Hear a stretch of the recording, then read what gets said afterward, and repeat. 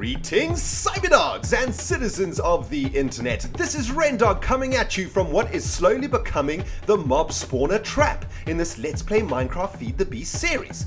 In the previous episode, we were working on the mob delivery aqueduct channels that you can see behind me. And in this episode, guys, we are going to be working on the spawning pads, otherwise known as the freaking engine of our mob spawner trap. So sit back and relax, my cyber diggity dogs. Let's feed the beast that is our freaking minds.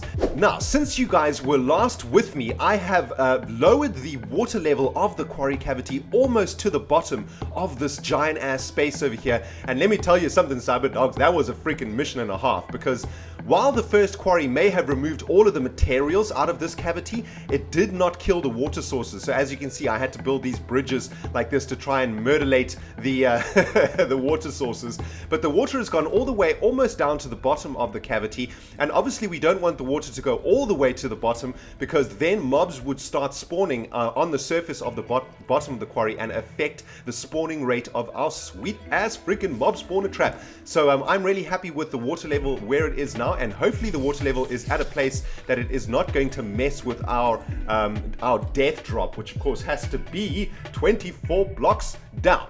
But guys, in today's episode, we are going to be working on the spawning pads that are going to be generating the mobs for the death drop in this mob spawner trap. And what we're going to be doing is making sure that these spawning pads are optimized. And what I mean by that is we want the mobs that spawn on the spawner pads to fall into an aqueduct in whatever direction they choose to walk. So a mob is going to spawn randomly on the spawning pad. It's then going to randomly choose a direction to walk, and we want to make sure that whatever direction it chooses, it is led directly to its freaking death.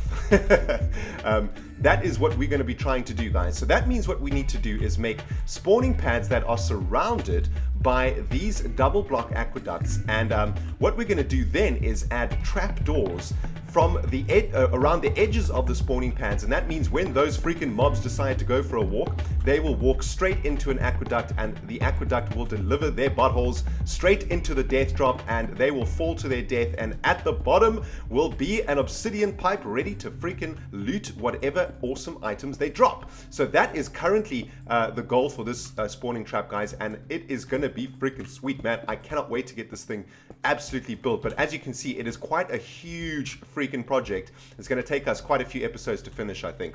But now, guys, as you can see, what I've done is added 2 more canals to this spawning pad over here, and the spawning pad itself is going to sit like this, right?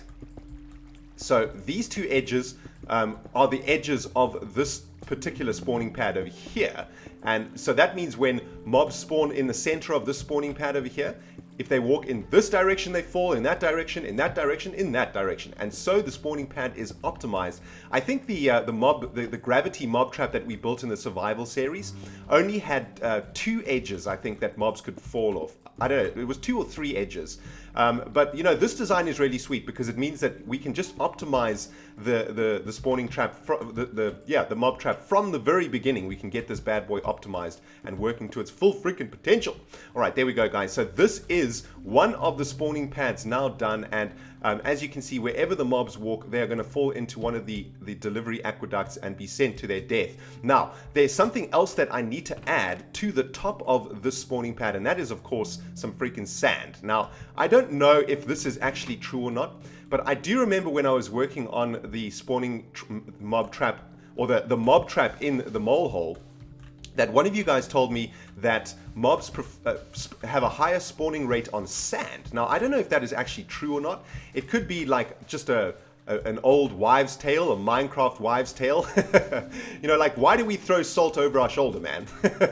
It's because we just believe that it does something. So I don't know if this is actually true or not, but apparently the spawning rate on sand is higher than on other blocks. So I'm just gonna finish the spawning pads off with a layer of sand to try and promote the spawning of mobs up in there. And of course, guys, when all the 4 spawning pads are done and isolated, we can then move those mob spawners that we have in the isolation cell to the spawning pads themselves, and then the spawning pads are going to be running at full freaking blast. But guys, I tell you what, I've got 4 more of these spawning pads to make, so I'm going to kaplam this bad boy, and I will bring you back on the other side of this kaplam where we will start working on the trap doors. So I'll see you in, I don't know, a couple of minutes. Kaplam!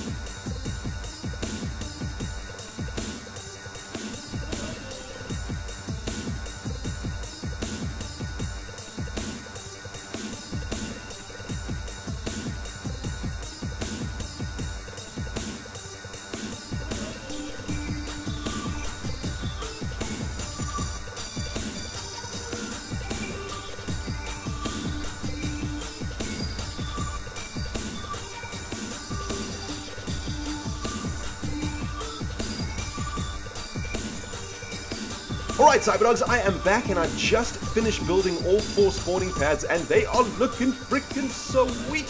What we still need to do though, guys, is add some water to the corner or the outlining aqueduct. So let's get that done, and then what we can start doing is installing the trap doors that are actually going to fool the zombies and the mobs from actually walking off the spawning pads to their doom via the death drop at the bottom of the freaking mob trap. So what we're doing is adding an infinite water source to each of the corners of the mob trap, and as you can see, it also has the perfect length of blocks so that it ends just before the drop over here. So now literally on top of this pad, in whichever direction the mobs go, they are going to fall into an aqueduct and be delivered into the primary aqueduct down here, which is going to deliver them into the death drop down there. So that is awesome, guys. I'm absolutely loving this project. It's coming together so freaking nicely.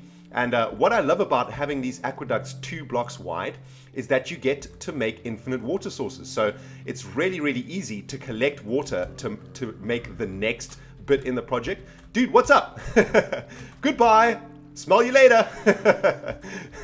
Check, there he goes. This is actually quite a cool test. Get down there, butthole. And there he goes to his doom. Goodbye. Have fun. Oh man, that's awesome. It does look like he's getting slightly trapped in that primary aqueduct over there. A couple of you guys mentioned in the comments of the previous video that it might be a better idea to make the primary aqueduct 3 blocks high, because the mobs actually jump up and down when they're in the aqueduct, and that could slow them down while they're in that water delivery channel. But we will look into that once we get this bad boy running. Then we can do a proper test to see how that works. But that's looking awesome, guys. All of the canals are now built, and as you can see, as we have a little bird's eye sweep with our jetpack across the mob trap, it is looking freaking awesome. Obviously what we need to do now is build up the wall around here also, and that's obviously going to take a little bit of time to do. So I'll probably do that work off camera, and it looks like this is missing a little wall over here, so let's just get this filled up. And then, of course, our next primary objective is going to be working on the death drop itself and working on the obsidian transport pipe mechanism that is going to collect the loot from this mob trap. We're probably going to have to install a world anchor at the bottom of the death trap, which is going to be, or the death drop, which is going to be about 30 blocks down from this position over here.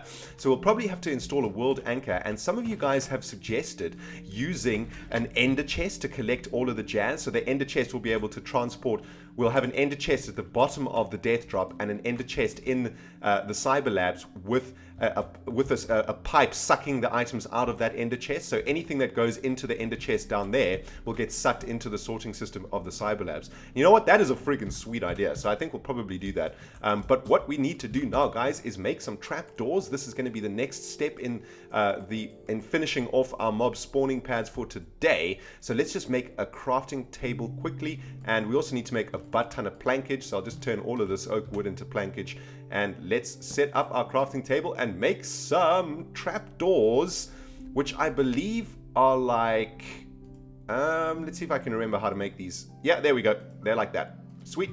Okay, so we'll just make a butt ton of trapdoors. I think we're probably going to need a ridiculous amount of trapdoors for this mob trap. I think, yeah, maybe 3 or 4 stacks, I would think. So this, yeah, this will do. This will do nicely. Let's see how far we get with these. Now, the reason that we're using trapdoors is we actually use this system in the gold nugget farm of the Let's Play Minecraft Survival series too. And I don't know if things have changed in 1.6 or not, but basically what we were trying to do here is to fool the zombies into thinking, or to fool the mobs into thinking, that there is a block above the aqueduct and that they are safe to walk onto that block. And mobs recognize trapdoors as a block, right? So if we have trapdoors installed like this and we open them like this, mobs that spawn on top of these spawning pads are going to walk in this direction and recognize this block over here as a block. They're going to recognize this trapdoor as a block. They're then going to walk onto the trapdoor and fall down to their death. So I'm not sure if mobs still work that way in 1.6, but that's how mobs have always worked in my mind. And I think even if they don't work that way, this is just like a, you know, this 100% guarantees that those buttholes are going to actually fall into the aqueducts, because they're going to start wandering around on top of this. I mean, this is essentially one giant spawning pad separated by canals, and we want the mobs to sort of wander freely across this giant spawning pad, because it's inevitable, man. Wherever they wander, they are going to fall to their death. And that's exactly, you know, we want to optimize this bad boy. And that is exactly how we optimize this sucker. And now that is looking awesome, guys. I've installed all of the trapdoors, as you can see. Next task for me is going to be building up the walls around the spawning pads so that we can add trapdoors above these aqueducts over here. But I tell you what, guys, I'm going to do that in the next episode, because that's going to take me, I'm going to do that off camera for the next episode, because that's going to take me a little bit of time to do. Well, Cyberdogs, we have now finished installing the 4 spawner pads to our mob trap, and they are looking freaking sweet. Damn! I'm going to go off camera now, guys, and finish off the walls that are going to be surrounding our spawner pad so that we can finish off the spawning chamber of our trap. And in the next episode, guys, we're going to start working on the death trap and the obsidian pipe networks. They're going to suck up the loot from this awesome ass machine. Guys, this has been ReNDoG playing Feed the Beast. If you have enjoyed it, you hit that freaking like button, and if you haven't subscribed yet, hit the subscribe button so you can keep up with this series and all the other series on my channel. Well, guys, I actually cannot wait to carry on with this project, so I'm gonna get cracking right away working on the walls of the spawning chamber, and we will see you in the next episode. Goodbye, my friends.